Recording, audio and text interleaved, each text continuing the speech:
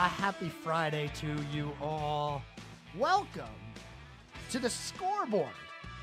844 Studio 4. That's 844-788-3464 if you're interested in calling in. You know, I was wrong. I was wrong yesterday. I have to admit it. I did not think we were going to see the Panthers have a first-round pick. And it turns out right at the end of the draft, they decided to make a trade with the Buffalo Bills, who traded with the Chiefs for the 32nd pick. And then, well, they traded again with the Panthers. And I was sitting there watching the draft. I go, you're telling me they traded into the first round? Now, they didn't give up much. Really, they didn't give up anything at all. All they did was give up a little bit of positioning in the draft. The amount of picks stayed the same, but where they're picking, that's what changed. So they move up to the first round to draft wide receiver Xavier Legette.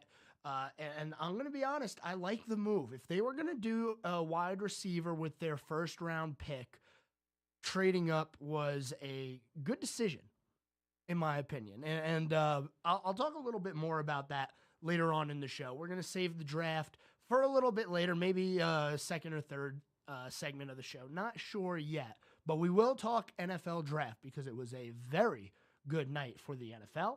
Also, the Carolina Hurricanes, man, do they look good. They were outplayed last night. Yeah, that doesn't happen often to Carolina, but even in getting outplayed, they were able to get the win. And Freddie Anderson, man, oh, man. I'm telling you right now, if he plays like that, we're going to have a good luck charm here in North Carolina because Carolina was able to steal that win. That one save Anderson had where he was laying down with his glove up in the air and just snagged it, yeah, that was incredible. There's no other word to describe it. It was a great save, and it showed kind of what the Hurricanes thought they were going to get in Anderson to begin with. Now, he's not a superstar per se, but he is a very solid goalie, and last night was flashes of what he could be. So we'll talk a little bit more of Carolina later on in the show. Also, this weekend, we have NASCAR action from the Dover Speedway over in Dover, Delaware. The Xfinity Series and the ARCA Menards Series will be at that track as well. Action beginning tonight. We have some qualifying for ARCA and Xfinity, and then the ARCA race will be later on today. We'll go ahead and talk about that a little bit more as we get later on in the show. Actually, you know, that ARCA race, it's starting soon. It's a 5 o'clock start, so we may have some updates for you if I decide to pay attention to it. It's ARCA racing, though. You know, it's ARCA. Yeah, the stars are there, but the stars don't quite know how to drive just yet, and the product isn't the best. Even the truck series, we're seeing that, where, man, they are not quite ready. You have the young guns who are still trying to figure it out, and some of the veterans who are like, man, what are you doing? So we'll talk a little Dover, as well as the NBA playoffs as those move on. Oh, man. Remember what I talked about before the play-in games with the Lakers, and do they want to lose their first game of the play-in to have a chance to win the second game of the play-in and go in as an 8 seed? That way they could play the Oklahoma City Thunder rather than playing the Denver Nuggets, because the Lakers still have not beat the Nuggets. It's been over a year. It's almost 2 years since the Lakers beat Denver. Down 3-0 in that series now. There's also some news from around the world of sports. The NFL made some news as well as being just there for the draft. So we'll talk a little bit about that as well. But we're going to get right into high school sports now because it is the final week, final few days of the regular season for high school lacrosse. Yes, on Wednesday, the first round begins. If you think I'm lying, I'm not. We're already here. So April 29th, we will have the bracketing for lacrosse. That is Monday. And then May 1st, the first round for lacrosse begins. And I've been telling you, and I hope you finally listened to me, the local area, when it comes to lacrosse, has been very, very good. A lot of Charlotte area schools getting some love in not only the state rankings, but also the national rankings, which is wonderful to see. Charlotte Catholic still the best team in the area, ranked number 1 in the state of North Carolina, 20-0 this year. They have not lost yet. Nationally, they're up there as well, ranked 16th. That's the Charlotte Catholic Cougars having a wonderful year. A little bit closer to us, Concord, Cannon High School, Cannon School, ranked 2nd in the state. Huff High School in Cornelius, 3rd. And Lake Norman, 4th on the North Carolina rankings. A lot of those schools are going to end up playing each other in the playoffs. Not everybody's going to be able to win a state championship. There's going to be some really good games that are played during these lacrosse playoffs. And if you're interested in it, I strongly advise that you pay attention. Maybe go out to a game or two, support the local high schools. I'm going to try to see what I can do about getting to one of these playoff games here in the spring. We'll see what we can find out. But lacrosse is where it's at. Baseball, I feel bad saying this, but we might have to wait till next year to see some positivity in the baseball world. Because not only has it been bad recently, but it was bad to start the year. There was only 2 schools at the very beginning of the year that I thought were going to have a chance at some decent postseason action. That being Lake Norman. Even though they started the year a little bit weird, they did go on that 9-game winning streak. And then South Iredell High School, who they are still doing decent. They have their final game of the season today, but I'm not sure if it's going to be enough to make the playoffs. We'll wait and see what the brackets look like when they come out. Now, the bracketing for baseball is not next week. It's actually going to be on the 6th of May. So, which actually, I'm pretty sure that's Monday. And then the first round is on the 7th. Double check that.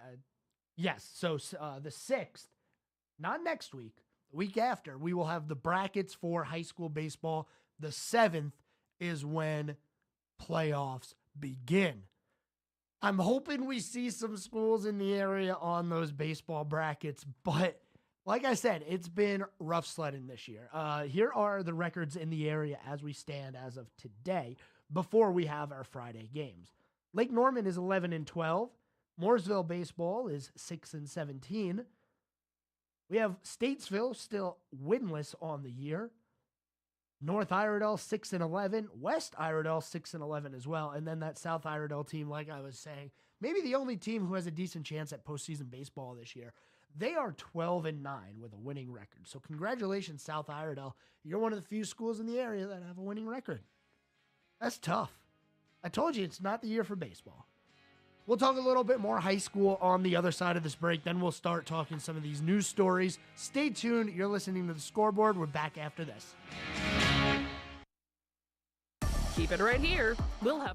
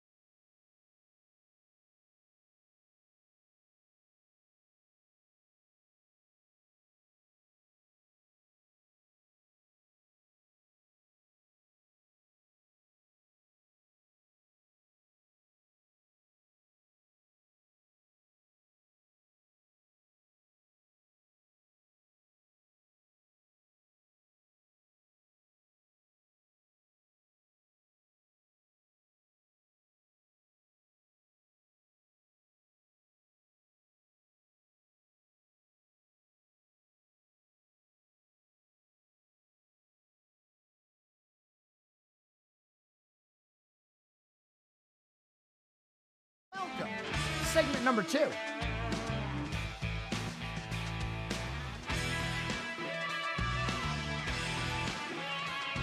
844-788-3464. That's the phone number. Just a reminder for you, if you want to call in, maybe you want to chat about that NFL draft. We're going to get into it.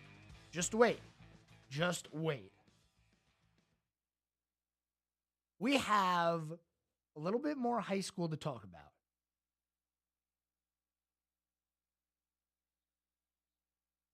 So I just want you to know that if we're talking about the playoffs in a few weeks, and we will be because, like I said, next week we have the first round for lacrosse, and then the week after that we have baseball plus women's soccer coming up. Lacrosse is going to be where the action's at. In the top 25, here are some of the schools that are within our listening area here at WSIC who are having good seasons. They're ranked in the state within the top 25. Charlotte Catholic, Cannon, Huff, Lake Norman. We already talked about those. Then you have Myers Park, Audrey Kell, Charlotte Country Day, Community School at Davidson, Lake Norman Charter, all of these schools in the top 25 in the state. And they're all pretty close. Christ the King sits at 25th. In the top 50, we have a few more. Mooresville High School making their way into the rankings there. Pine Lake Prep sitting at 48. South Mech. So we have schools in the area who are going to be not only in the playoffs, but trying to make deep runs in lacrosse this year. I'm telling you, that is going to be the place to look. You're going to want to keep an eye on lacrosse because we could have some really local schools winning a lot of championships, and that would be absolutely awesome. We're going to move on from the high school scene because it is Friday and we do have a lot of things to talk about when it comes to the world of sports. I want to get into the news that's coming out today. Post-draft round 1, Caleb Williams broke a record last night. The number 1 overall pick for the Chicago Bears. It was not a question. Once they decided that they weren't trading the pick like they did for the Panthers last year, it was pretty obvious they were going to take Caleb Williams out of USC, Southern California, by the way. USC, University, Southern California. South Carolina, that's the University of South Carolina. Don't get it mixed up. So Caleb Williams out of USC broke a record when his merchandise on Fanatics sold out in hours. Hours.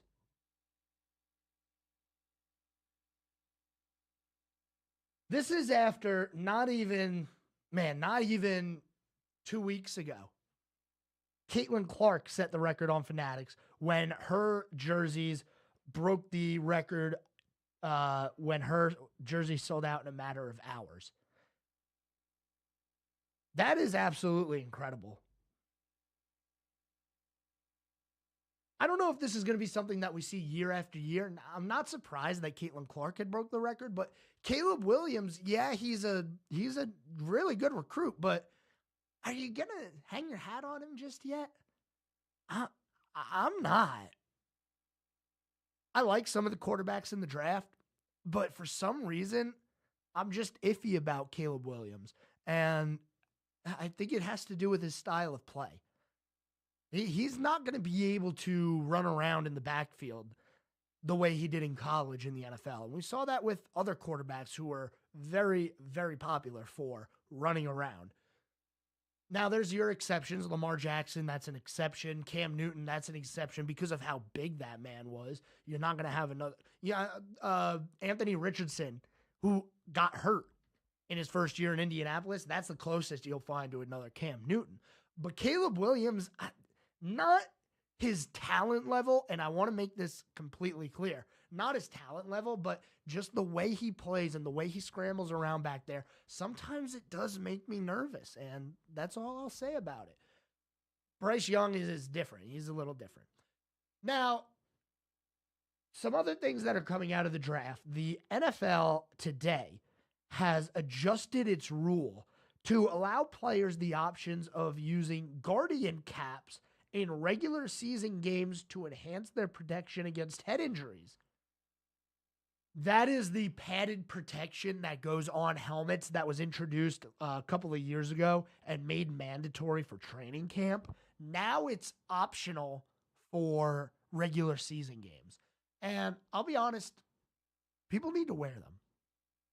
I don't know if you're going to see your running backs wearing them, maybe your wide receivers, defensive backs, but if you're an offensive lineman, yeah, you might want to wear one of those. It'll probably help. You're hitting your head every play if you're a lineman. Every single play. Quarterbacks, I'm going to go out on a limb and say some of the quarterbacks are going to wear them too. Look, it's not affecting your vision. The helmet's already got the vision that it has.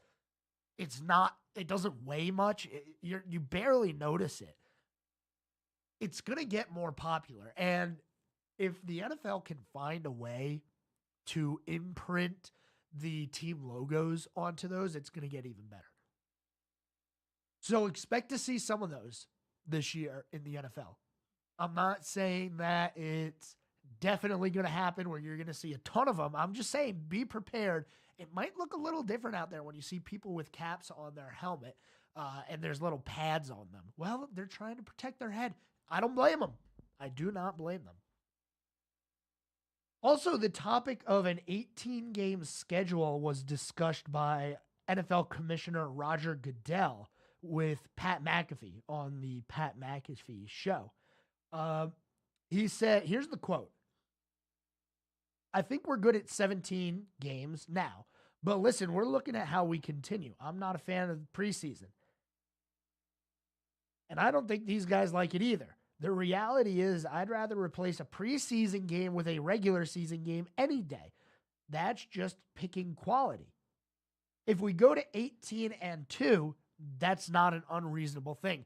18-2 being 18 regular season games, only 2 preseason games. I'll tell you who's not going to like that, and that would be the coaches and the players. Because the preseason, well, that's when you start working yourself up to playing regular season football. You know, you don't want to do it during practice all that much because if you hurt your own players in practice, that's just brutal. Those are the worst injuries.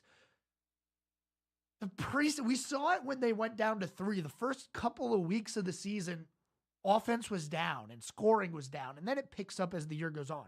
Now you're thinking about taking another gearing up game away, and we can call it preseason, you can call it pre whatever.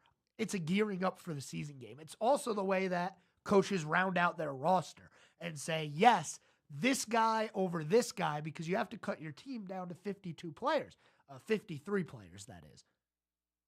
And now you're going to take another chance for these players who are on the cusp to work their way into a playing job. I get it. More games, more money. But are we still going to have one bye week? I've heard this discussed before in relation to an 18-game regular season. Couple of things. And it's very interesting. And I'm not saying any of this is going to happen, but this is what I've heard is being discussed. The possibility of 2 bye weeks. That could be something. The possibility of a limit on the amount of games you could play. Imagine they limited quarterback games to 17 and you had to sit 1 game. The value of the backup quarterback would skyrocket exponentially. And this, I'm not saying it's going to happen, but it's something that I have heard before, and it's interesting. You know, you talk about changes that the NFL may or may not make, things that they do for one season to test it out, like the kickoff rule, like challenging for a pass interference. They like to experiment a lot. And maybe during the 17-game schedule, they throw a little wrinkle in like, hey, no player can play more than 16 regular season games. It's just a possibility. I mean, none of this is set in stone. And when you see the comments like that, where the NFL is mulling the idea of an 18-game schedule, it means it's coming. They're getting you prepared for it. It's like soft launching something. They're saying, hey, how would you guys feel about a 18-game schedule? 19 weeks, maybe 20 weeks. He also said that he would like to get the Super Bowl on a weekend where it's a 3-day weekend. I just think that the day after the Super Bowl should be a holiday anyway. You just take Monday off, stay up, watch the Super Bowl, or put it on a Saturday, throw it on Saturday or Friday night. That'd be cool. No, it's got to be Super Bowl Sunday, then you lose that. Super Bowl Saturday doesn't have the same ring. It doesn't. So as far as the NFL draft goes, we have round number 2 tonight. The Panthers, and we're going to talk about this a little bit more on the other side of the break. The Panthers getting rid of their second round pick, the number 1 pick in the second round, to move up to the final pick in the first round. I'll let you know why I think that was actually a really good move in the long run. Maybe for the first time ever, the Panthers did something right under the tutelage of David Tepper. And he made some headlines as well going into a restaurant. It was pretty funny. Hang with us. We'll be back really soon. Don't go anywhere. You're listening to The Scoreboard. We'll be back right after this.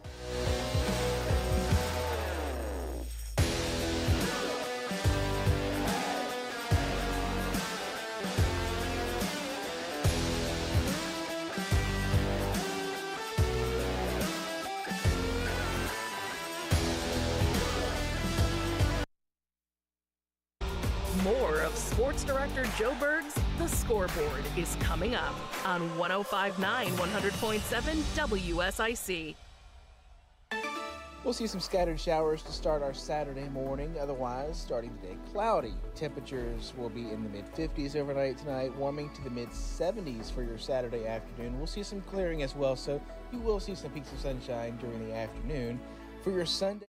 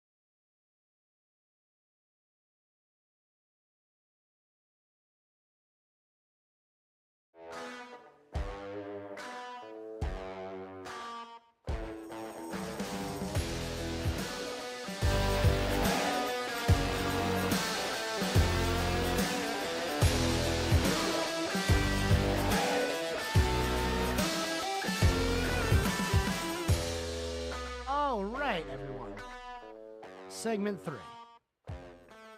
We're halfway done on this Friday, but we got the NFL draft coming up.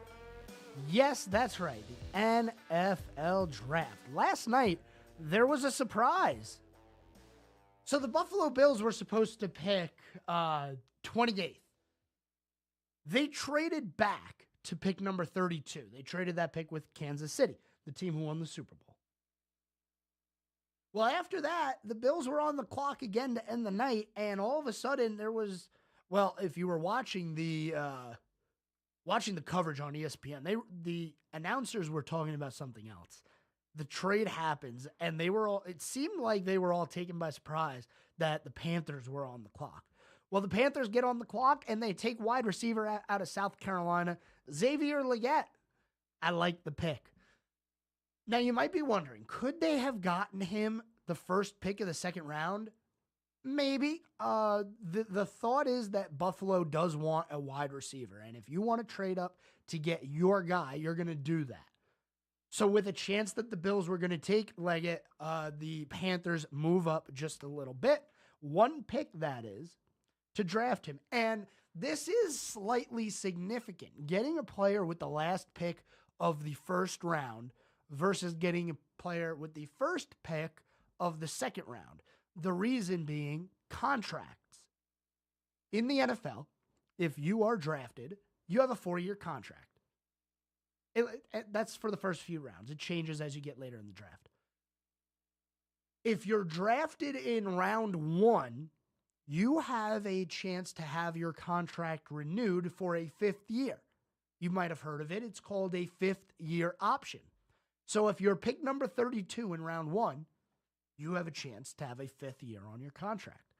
If you're pick number 1 of round 2, you do not have that chance because you are not eligible for that 5th-year option, which is why every now and then you see a team trade into the first round to go get somebody that they want to make sure they can control them for 5 years rather than 4. And it's not unreasonable. We've seen this happen before. I'm pretty sure Lamar Jackson is one of those players who was picked right at the end of the first round. They moved up to get him, and, the rest is history. Now he's one of the highest paid quarterbacks in the league. But it's not unusual where you see a team trade for a player in the final pick of the first round. And it has to do with that 5th-year option. So the Panthers go get their guy, Xavier Legette, out of South Carolina. Round number 2 is tonight, and starting things off will be the Buffalo Bills, as they traded with the Panthers for that 33rd overall pick. The Panthers will have to wait until pick number 7 of round number 2. Now, it's not their pick that they have this time in round 2. They actually have a different team's pick. If you've been paying attention, you'll know who that is. That pick being the Titans pick. So the Panthers get the number 7 pick in the draft here in round number 2, and we'll see what happens. I think they're going to target a skill position. I don't think that they're going to go lineman, just because they went offensive line heavy in free agency, which is good and bad. But their secondary has been bad. Their wide receiver core has been bad, which is why they went up and got a wide receiver with their first pick. Maybe a second-round corner. Kool-Aid McKinstry would be nice. That'd be awesome to have someone named Kool-Aid here in North Carolina. Yes, that's his name. So, yeah, we'll see. The draft starting later on tonight. 7 o'clock, the coverage will begin. And we'll have a few rounds. Now, as we get to rounds 3, 4, and 7, the Panthers will be picking pretty high up. They actually have the first pick of rounds 3 and 4. That is their own pick from having the worst record in the NFL. Some surprises in the draft. I'd say the first 6 or 7 or so picks went about how I thought it would. The real surprise was the Falcons at pick number 8. They just signed Kirk Cousins to a 4-year deal worth a lot of money. And they draft Michael Penix Jr. out of Washington. Yeah. I don't like it. I don't think it's a good pick. Not because I don't think he's bad. I think he's a pretty decent player. But at age 23, with a quarterback already in front of you, how long are you going to sit? Because I'm assuming that's what's going to happen. I don't think they signed Kirk Cousins to have him sit making $140 million over 4 years or whatever his contract is. So Michael Penix isn't going to be playing for year one. Maybe he won't play in year two. He'll be 25 by then.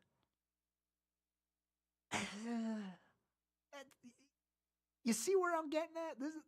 It's not the best idea in the world to draft somebody who's a little bit older and then have them sit. But that's just my opinion. That is where the first surprise of the night was. Then we had a trade up, and it wasn't surprising really, but expected.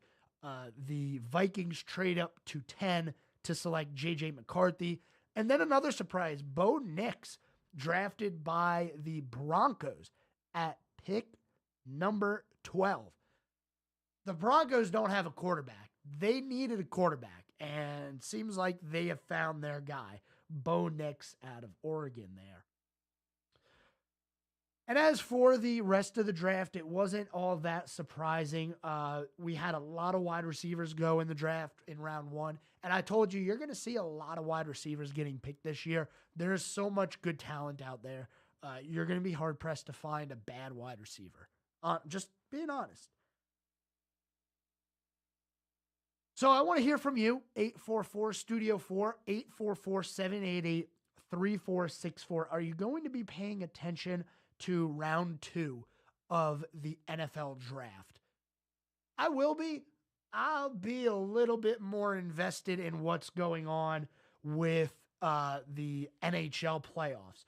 Now, last night we had a great game for the Hurricanes as they were able to take a win away, in my opinion. They stole a win from the Islanders, winning that game 3-2. Reason being, the Islanders kind of controlled play. They had more shots. They had more attack time. This is a far cry from what happened in game number 2. But regardless of the change in play, the result stayed the same with the Hurricanes taking a win away from the Islanders. And the reason I say this was a stolen win is because Freddie Anderson, the goaltender, played out of his mind. He was wonderful last night. And I know you heard me moaning all year about, Carolina needs a goaltender. He had a great game. I'm not going to take that away from him. Congratulations. You're going to need games like that from your goaltender if you're going to win in the Stanley Cup playoffs. You're not going to win every game just because you can score 6 goals a game. I just want to know, can he do it consistently?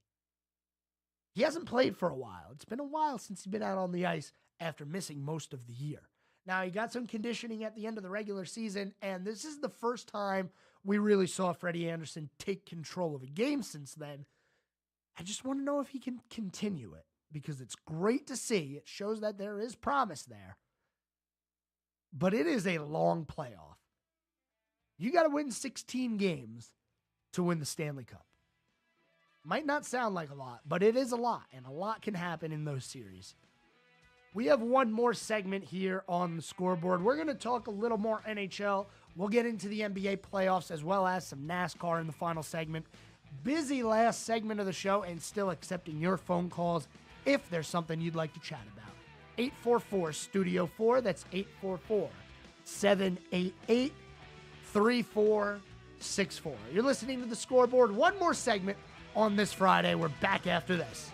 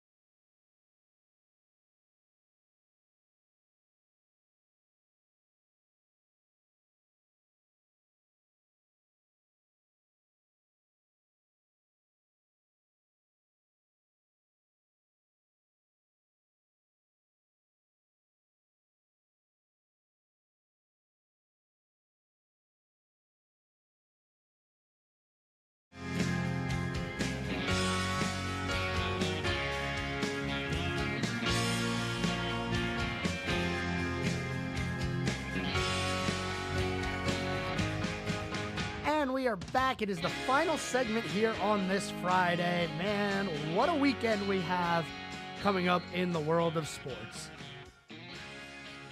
NFL draft going on later tonight.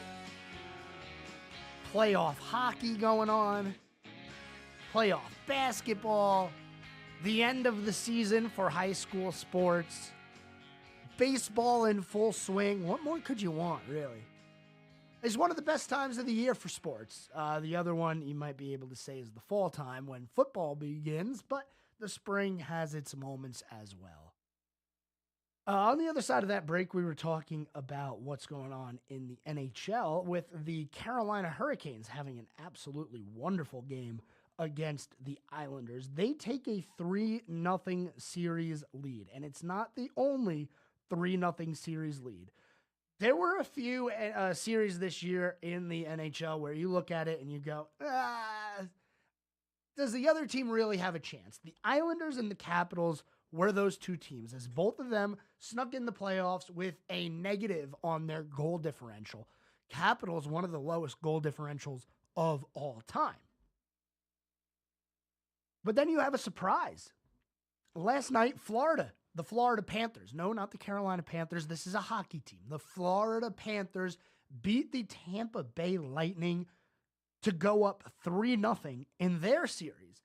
And that one's a little bit surprising. Now, the downcline of the Lightning, it was going to happen eventually. You know, they had that dominant dynasty where they won a couple of cups in a row. They went to more than 2. They went to 3 straight, actually. They lost that first one, and then they won 2 in a row. They went to 2 in a row. And it was after they got upset in the first round by the Columbus Blue Jackets after having one of the best regular seasons. Anyway, that series is 3-0. Tampa Bay, not the juggernaut that they used to be.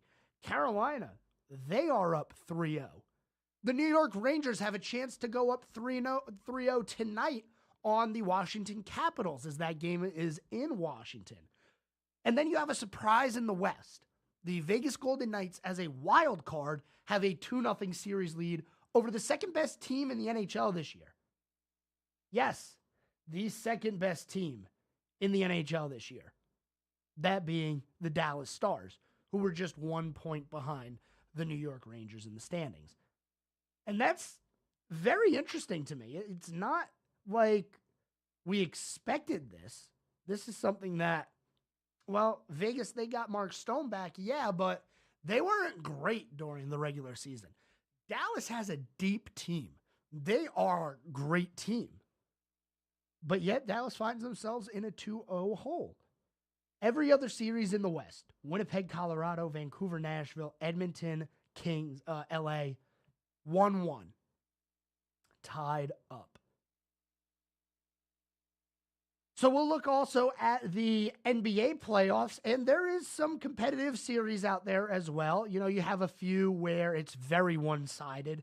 The Oklahoma City Thunder have a 3-0 series lead over the Pelicans. The Denver Nuggets, as I said to open the show, the Nuggets still just beating up on the Lakers. The Lakers unable to find a win, and apparently, according to them, they're getting really, really bad calls by the referees.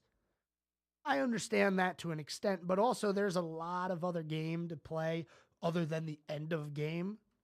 Maybe do better at the beginning. Maybe do better right before halftime or middle of the third quarter. Do a little bit better, and then you don't have to worry about this at the end of the game. No, it's just me. You have a whole game to control this. And every other series has got a little bit of competitiveness towards it. The Clippers and the Mavericks are tied at 1. The Celtics and the Heat are tied at 1. Cleveland has a 2-1 series lead over the Magic. They got blown out in Game 3, did Cleveland. Lost by almost 40. That was a wild one. The Bucks and the Pacers are tied at 1. The Knicks and the 76ers. New York has a 2-1 series lead in that one. So we got some competitive series in the NBA and a long way to go in these playoffs. Denver's going to be a hard team to beat in the West. They're probably my favorite to win it. I know they won it last year. I know. but you can't really bet against Jokic.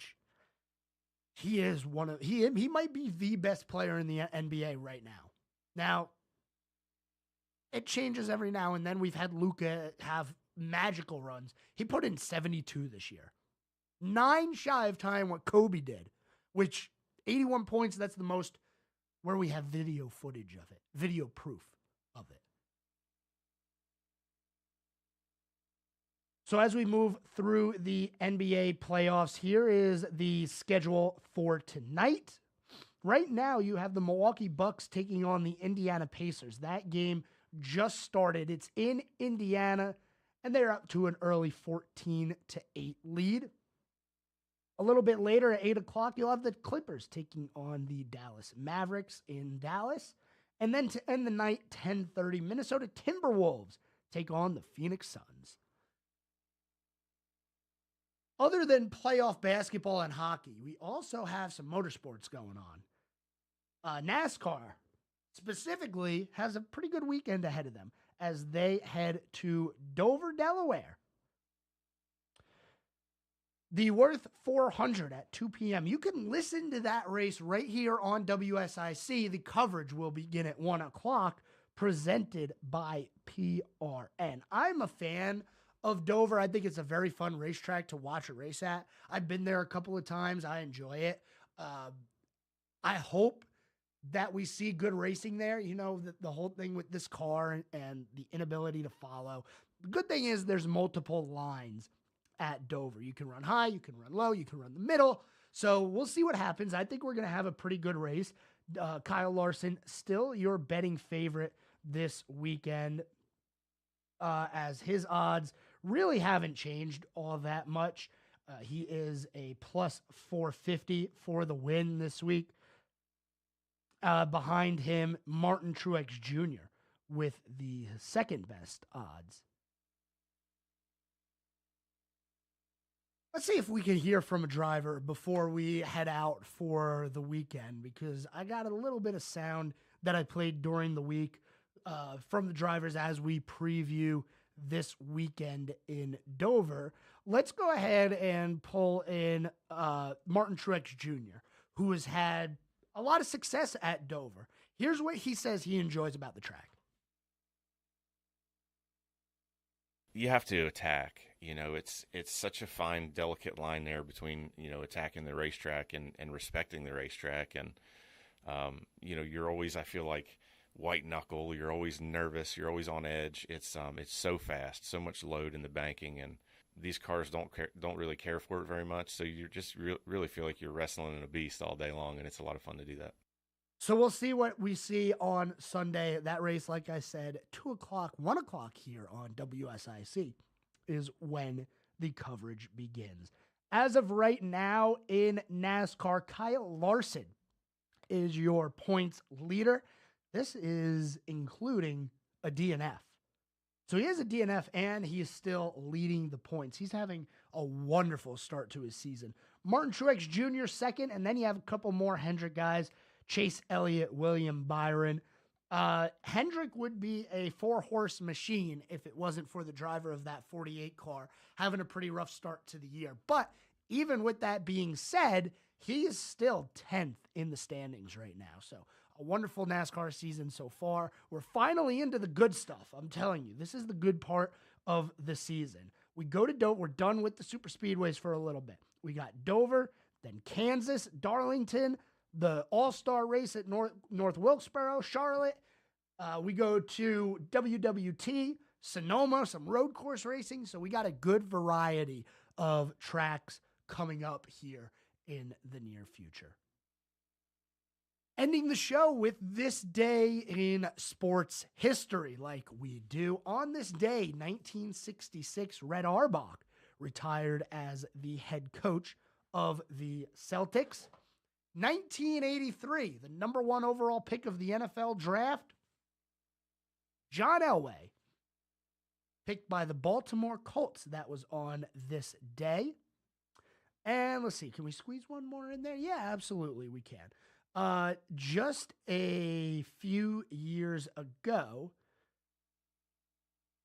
2012, and a sad story that this one became over the years. On this day in 2012, Stanford quarterback Andrew Luck was drafted first overall by the Indianapolis Colts. What a career it would have been had it not been for the neglect of your offensive line.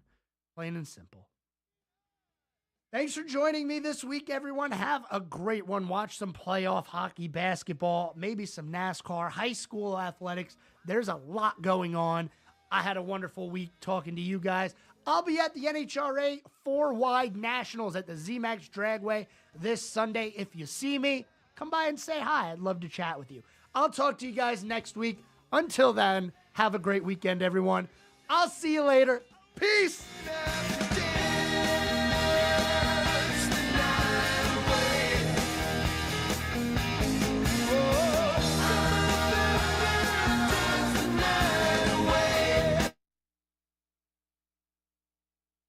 WSIC State